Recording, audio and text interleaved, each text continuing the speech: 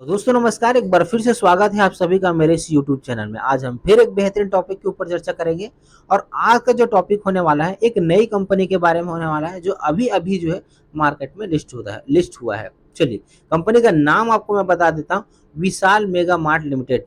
काफ़ी बेहतरीन कंपनी है दोस्त। अगर आप जो है इसके बिज़नेस में इन्वेस्ट करना चाहते हैं तो आप इस वीडियो को पूरे अंत तक ज़रूर देखिएगा, क्योंकि आपको मैं इस वीडियो में इस कंपनी के बारे में पूरा डिटेल बताऊंगा।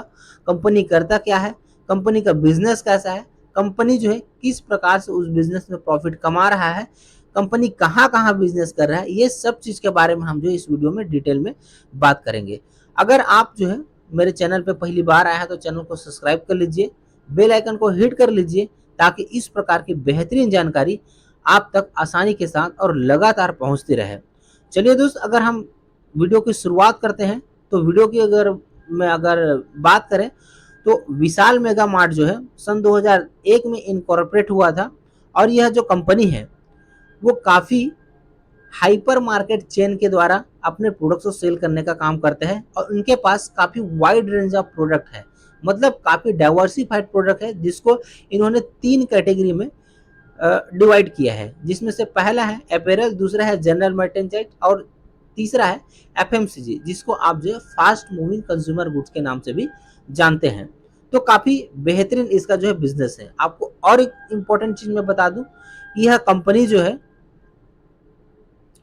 अपने भारत में टॉप 3 जो रिटेलर्स हैं उसमें से एक है। मतलब आप इसको मार्केट लीडर बोलेंगे तो किसी भी प्रकार का कोई गलत जो है नहीं होगा।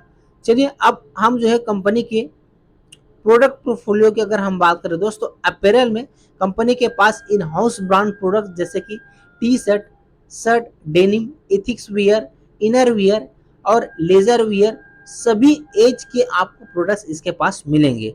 इसके अलावा जर्नल जो मर्चेंडाइज है उसमें अगर हम बात करें तो होम अप्लायंसेस हो गया, क्रूकरी है और furnishing, toys, travelling products, footwear, ये सभी प्रकार के प्रोडक्ट्स आपको मिलेंगे।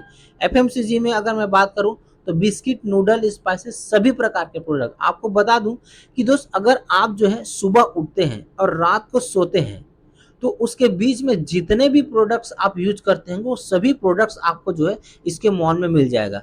और आपको मैं एक बेहतरीन सलाह देना चाहूंगा, अगर आप इस कंपनी पे निवेश करना चाहते हैं, इसके बिजनेस में निवेश करना चाहते हैं और अगर आप इसके मॉल नहीं गए हैं तो एक बार इसके मॉल जरूर जाइए। यह आपको जरूर हेल्प करेगा कि जो है इसके बिजनेस में निवेश करना चाहिए कि नहीं करना चाहिए। चलिए, ये तो एक सलाह हो गया। आगे बात करते हैं कि अभी जो है इस वीडियो में जो चर्चा करने वाले उसके बारे में। अगर मैं स्टोर काउंट की बात करूं तो कंपनी के पास अभी तक टोटल 645 स्टोर है, जिसमें 1 टियर जो सिटीज है उसमें 194 स्टोर है और 2 टियर सिटीज की अगर बात करूं तो 451 स्टोर वहां पर है।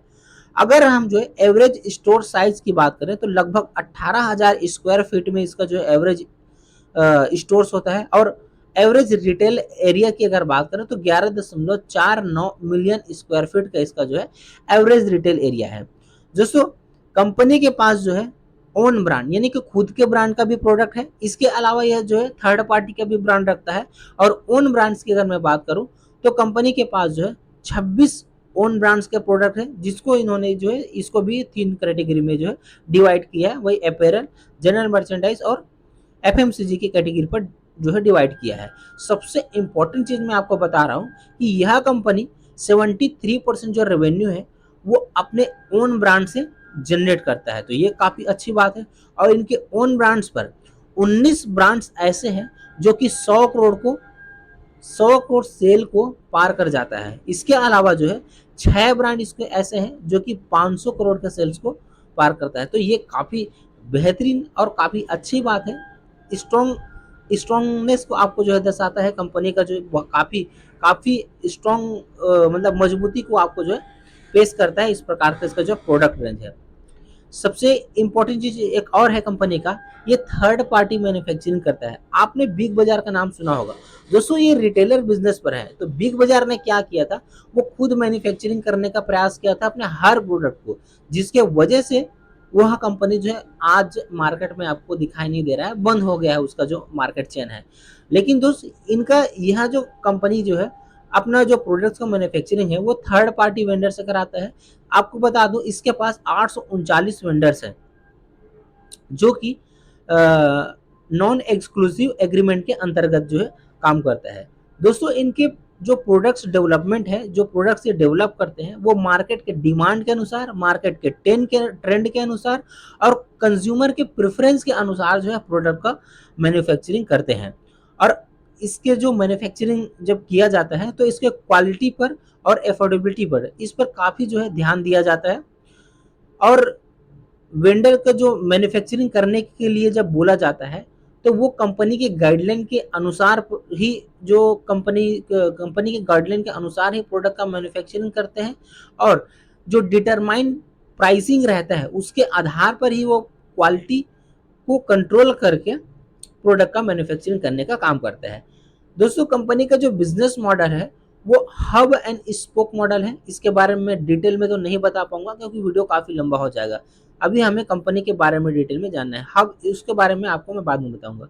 दोस्तों अगर मैं कंपनी का जो रेवेन्यू जनरेशन की बात करूं तो अपेरल से 43.78% का रेवेन्यू जनरेट करता है। एफएमसीजी से अगर मैं बात करूं तो 27.46% की रेवेन्यू जनरेट करता है। और जनरल मर्चेंडाइज की बात करूं तो लगभग 28.54% की रेवेन्यू जो है यहाँ से जनरेट करता है। अगर मैं जियोग्राफिकल रेवेन्यू की अगर मैं बात करूं, जियोग्राफिकल रेवेन्यू की, तो भारत में ही कंपनी जो है नॉर्थ से लगभग 43.21% का रेवेन्यू जनरेट करता है जिसमें उत्तर प्रदेश और दिल्ली आता है। ईस्ट की अगर मैं बात करूं तो 29.12% की रेवेन्यू जनरेट करता है जिसमें असम और वेस्ट बंगाल आता है। और साउथ इंडिया की मैं बात करूं जिसमें कर्नाटक और तेलंगाना शामिल है, 19.15% के रेवेन्यू जनरेट करता है। और वेस्ट इंडिया की अगर मैं बात करूं जिसमें मध्य भारत और छत्तीसगढ़ के अंतर्गत जो है यह कंपनी 8.30% के रेवेन्यू जनरेट करता है। तो इस प्रकार से आपको सारी चीजें इस कंपनी का पता चल गया। और आपको बता दूं इनका जो आईपीओ आया था वो 8,000 करोड़ रुपए आईपीओ के माध्यम से रेस किया है। और ये पूरा जो आईपीओ का जो अमाउंट है वो ऑफर फॉर सेल है, इस बात को आपको ध्यान में रखना है। अब दोस्त मैंने कंपनी के बारे में आपको बताया, अब कंपनी के फिनेंशियल के बारे में चर्चा करते हैं कि कंपनी अपने प्रोडक्ट को सेल करके कुछ कमा भी रहा है कि नहीं कमा रहा है, उसके बारे में हम जो है आगे डिटेल में बात करते हैं। चलिए इसके ओवरव्यू से शुरुआत करते हैं। हम अगर मार्केट कैप की बात करें तो अभी 47,400 करोड़ रुपए का मार्केट कैप है।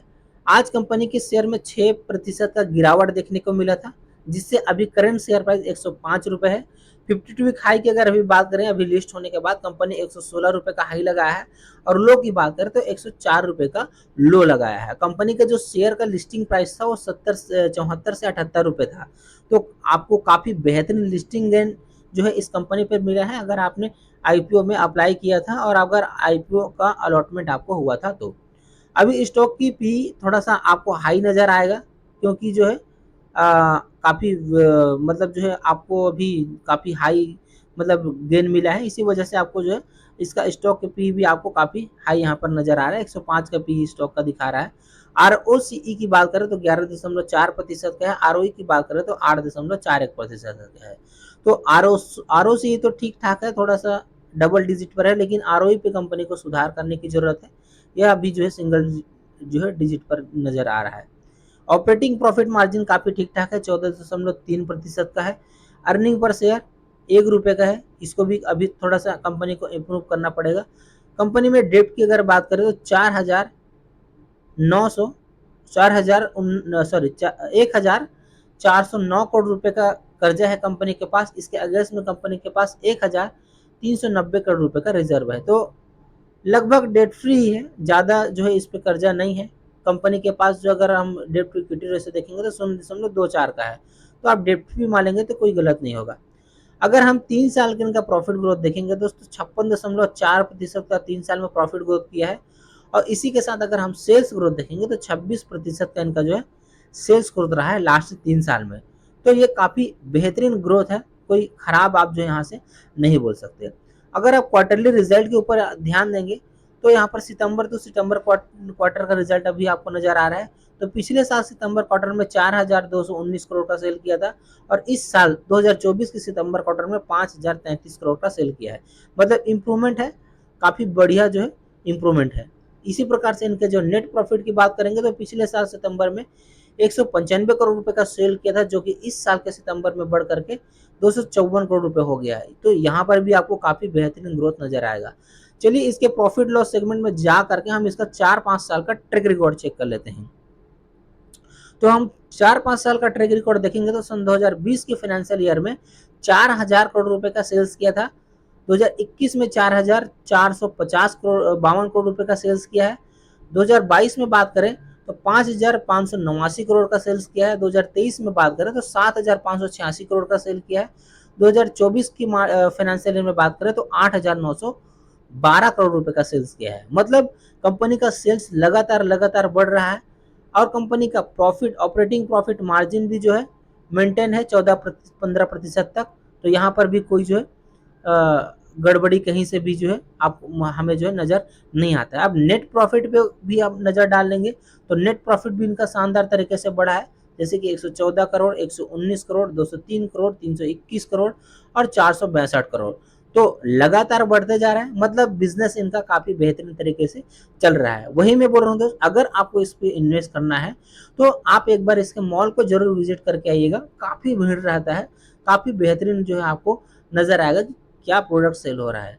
चलिए इनके प्रोडक्ट्स रेंज भी आप देखेंगे तो वो भी आपको जो है काफ़ी बेहतरीन तरीके से आपको नज़र आएगा। अभी आप हम देखेंगे तो प्रमोटर के पास इनके अगर इन्वेस्टर सेगमेंट में जाकर के 76% का प्रमोटर्स के पास अभी होल्डिंग है। डीआईएस के पास 4.55% का है, सॉरी एफआईएस के पास 4.55% का है और डीआईएस के पास 6.40% का होल्डिंग है, जो कि काफ़ी स्ट्रॉन्ग शेयर होल्डिंग पैटर्न को दर्शाता है। तो दोस्त इस प्रकार से आपको यह कंपनी कैसा लगा आप मुझे कमेंट बॉक्स में कमेंट करके जरूर बताइएगा, और जानकारी कैसा लगा, अगर अच्छा लगा तो आप जो है इस वीडियो को लाइक कर सकते हैं, अपने दोस्त यार तक शेयर कर सकते हैं। और अगर आपको इसमें इन्वेस्ट करना है तो आप अपने फाइनेंशियल एडवाइजर से सलाह जरूर लेंगे, क्योंकि मैं किसी प्रकार का सेबी रजिस्टर्ड एडवाइजर नहीं हूँ। मैं जितना भी जानकारी मैंने इस वीडियो में बताया है वो केवल और केवल एजुकेशनल पर्पज से बताया है। तो आप इसको एजुकेशनल पर्पज से ही लेंगे तो ज़्यादा अच्छा होगा। किसी भी प्रकार का बाय और सेल का रिकमेंडेशन मेरे अनुसार नहीं है। अगर इन्वेस्ट करना है सेल्फ डिसीजन लीजिए, खुद एक बार अध्ययन कीजिए, चिंतन मनन खुद से कीजिए, और या फिर जो है अपने फाइनेंशियल एडवाइजर से सलाह करके आप इस कंपनी में निवेश करना है नहीं करना है उसके बारे में सोच सकते हैं। चलिए मिलते हैं ऐसे बेहतरीन जानकारी के साथ अगले ऐसे बेहतरीन वीडियो पर। Wish you all the best. Thank you.